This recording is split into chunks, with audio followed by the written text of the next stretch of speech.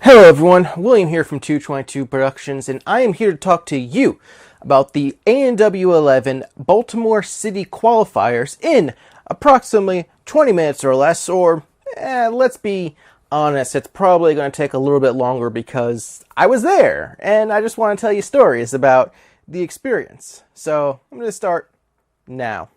So, the actual course itself, the actual episode itself, the episode wasn't that great. The editing was kind of flat. It was kind of just there. I was kind of just watching because I wanted to see how they would edit it. But yeah, the editing was kind of flat. This region had the most competitors so far of the season at 99, but they showed the least amount of ninjas, and that's when you take into account the number of full runs shown and the number of fast forwards. It's actually only 24, which is a low so far this season. I don't know how many people compete in Cincinnati and how many people they're going to show. We're going to have to wait and see for that episode to see if they show even less people there. But yeah, the editing was really weird. There was a lot of random people and just sort of it was okay to watch. It wasn't, the actual episode wasn't super exciting to watch, but being there in person was way more fun than watching on TV in this episode. So I'm just gonna kind of just talk about what it was like to be there and just sort of some of the runs from a person who was there. So for those of you who don't know, my friend Kevin, who helps with obstacle design. He got me backstage. He got me and my friend Colin. We got behind the scenes. We got to sit on the other side of the camera. So you're not really going to see me that much during the episode. In fact, the only time you see me on camera is during the power tower. You see me in the audience as they're walking to the starting area. That's the only real instance I can think of that you can see me. The only time I was in the audience was when John Alexis Jr. was running. And I guess just to kind of talk about his run, he rushed those dangerous curves. Just took way big of a movement, and he slipped right off. Because I was close enough to kind of see that, and he rushed it. Just to kind of talk about the course. So first, the shrinking steps. Now, having seen them shrinking steps in person, up close and in person, the obstacle, it doesn't seem that tough. I feel like I can do the shrinking steps. It doesn't seem that difficult. The steps don't seem that far apart. And then it's the double twister, return to the double twister. It's a fine obstacle. I like the double twister. Then it's a new obstacle called the dangerous curves. And I was making a lot of jokes about this throughout the night, especially the first night, because Dangerous Curves was by far the ninja killer of the night. 33 fails on that obstacle alone. Basically, I was reminded of an episode of Naruto, original Naruto, when Jiraiya first appears. There's this one scene where he tells Naruto to get him what he likes, and he'll train him. And he says, "Oh, you know what I like? I like him round with I like him big with lots of curves." And he does this motion, and obviously Jiraiya is referring to a voluptuous woman.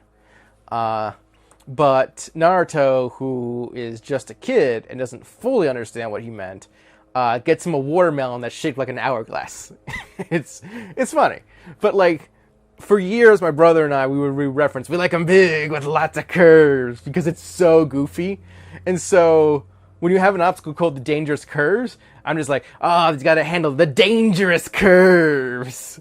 And I'm making a lot of jokes oh, can he handle the dangerous curves? Then when he fails, when someone fails, I'd be oh, you can tell he's never handled curves like that before. Or, he's never seen curves this big before, and stuff like that. It's just, I had a lot of fun just cracking jokes with Kevin and Colin about the dangerous curves. Oh, I love saying that. Then was the hazard cones. Hazard cones. The step placement is it's that and the fact they spin that make them so difficult. They give you an option of going for the fourth step or making the big leap. I think the big leap was the better option of the two.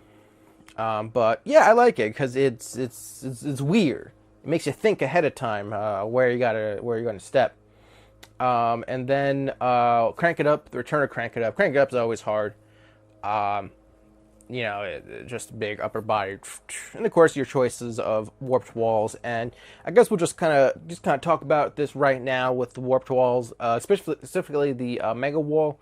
Yes, something was off because just kind of seeing it up close, seeing Joe, Najee, and Chris fail it, something was off because they weren't even getting close. They were missing. They were slipping. Something was off about the mega wall that was making it slippery. I don't know if it was the volleyball court that was nearby because this was filmed at Rash Field. I don't know if it's the large body of water we were next to, or a combination of things. But for some reason, it was just the mega wall.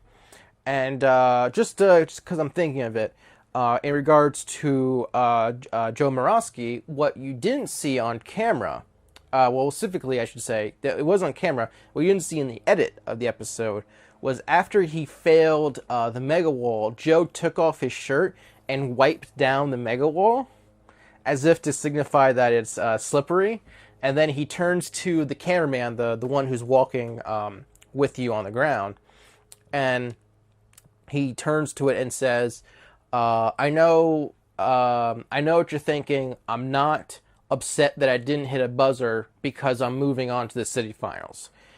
Which is like a good mindset to have. It's like, you're moving on anyway. Who cares? Because that's the point of the first round of the qualifiers. It's just to move on. Qualifiers and finals, the point is to move on. He wasn't going for speed. He was going for the mega wall. So it's not like he missed out on the power tower or anything like that. The other thing that's worth mentioning in terms of the actual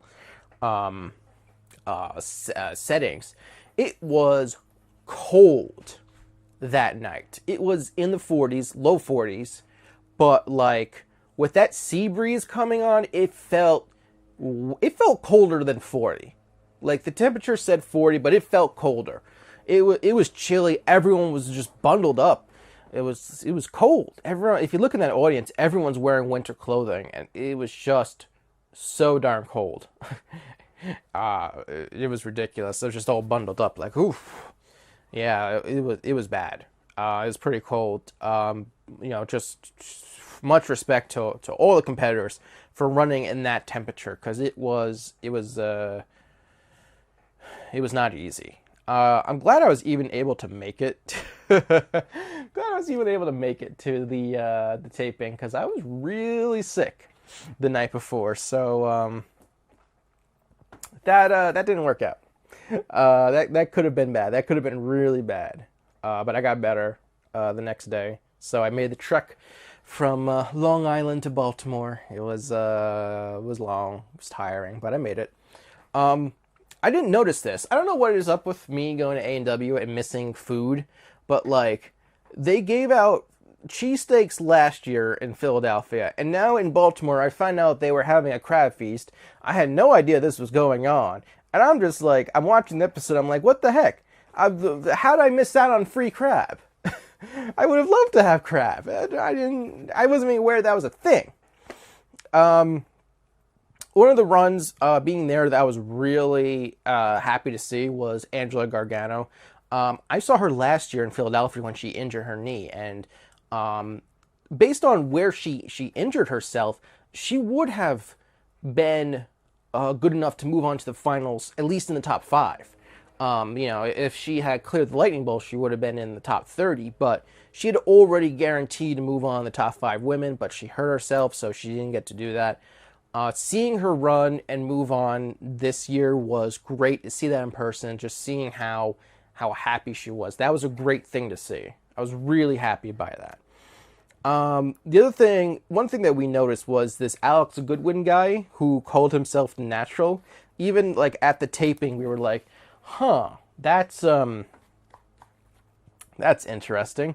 Because that's Elliot Hall's nickname. And I guess it's kind of like the question of how long is someone allowed to be out of the scene? Because Elliot's been retired for quite a few years now at this point. It's been a bit. I don't remember when his last season was, but it's been a bit since I remember seeing him on TV.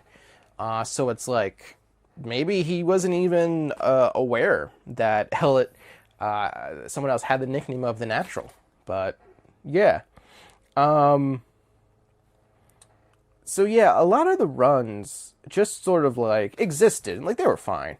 But I just don't go run for qualifiers. One thing I wanted to mention before I get to the Power Tower stuff is just Alyssa Beard. Obviously, she looked great on the course. We were rooting for her. Looking forward. We were looking forward to her run, and glad to see her do so well. Jamie Ron, we were surprised that Jamie got fast forwarded, because there was some discussion about who would be the last runner that they would show in the edit, and I know I was talking to Jesse Lebrec and Chris DeGangi, who were there backstage, and they thought Jamie was going to be the last one they showed because they wanted a known person to clear, but they ended up with Najee as the last person, failing the mega wall. That was a bit surprising. So yeah, I was surprised that Jamie got fast forward to begin with, just because he cleared. A lot of the other there was all the other profile pieces. They were fine.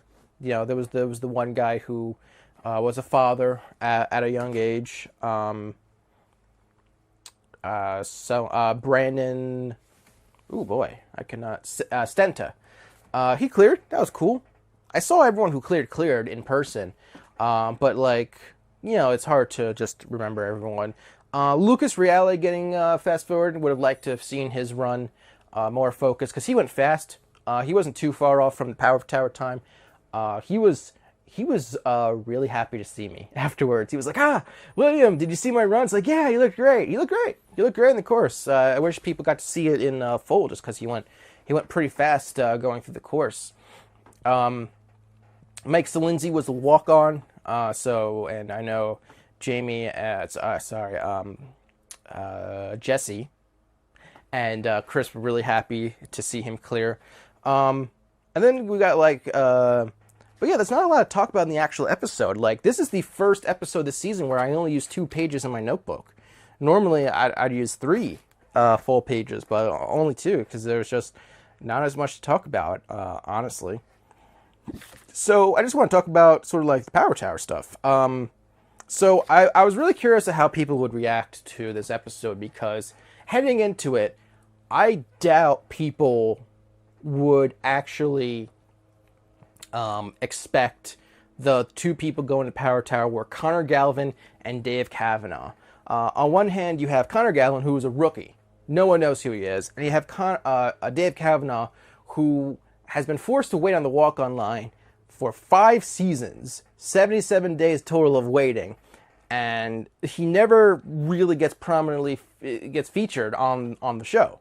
He's as far as A&W is concerned, he's like a C-tier ninja in terms of how he's presented on the show. A lot of people in the community, we know Dave Kavanaugh is great, but he doesn't get featured. But now, after seeing him make the Power Tower and win the Power Tower, we knew, well, they got no choice. They have to feature him. It was great.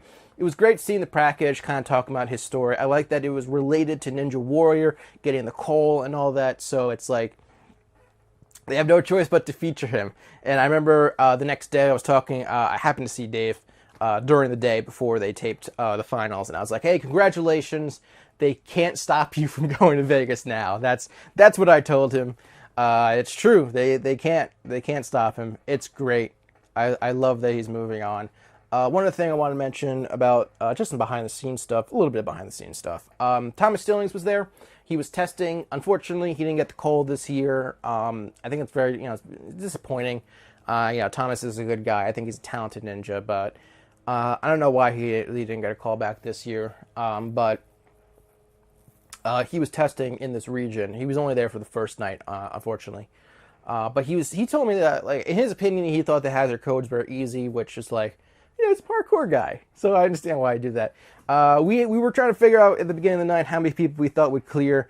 I guessed 15. He was like, oh, less than. He said it was less than 10, and we had 9 clears. And so when that was the correct answer, he was like, yeah, I knew it. It's like, yep, you're right, Thomas, you're right. Although if those mega wall clears actually happened, then would have been closer to my prediction. But whatever, it happens. Good on you, Thomas, and hopefully they get to compete next year. But with the actual power tower, no disrespect to Connor, he seems like a great guy, a talented guy. But like me and Colin, we were 100% supporting Dave in this. We were like, come on, Dave, you can do it. And the balance section, the Konoichi section, as I call it, is what made all the difference. Dave took the lead in that section. Connor super hesitant, and that's all it took. Dave moving on to Vegas. We were so happy when that happened. Everyone was happy. So many people in the community were happy, and he is guaranteed to move on to Las Vegas. And let's just go ahead and talk about the top 30. And I'm actually going to be underneath 20 minutes somehow. I can't believe it. I guess what happens when the actual episode itself isn't very interesting. So we had 99 people compete this time around. Unfortunately, only 14 runs, 20 fast forwards, and 7 clears were shown. We had 11 fails on the shrinking step, 17 fails on double twister, 33 fails on the dangerous curves, 12 fails on the hazard cone, 14 fails on the crank it up, 3 fails at the mega wall, and 9 total completions. So 2 people got skipped, unfortunately. And here are your people moving on to the Baltimore finals.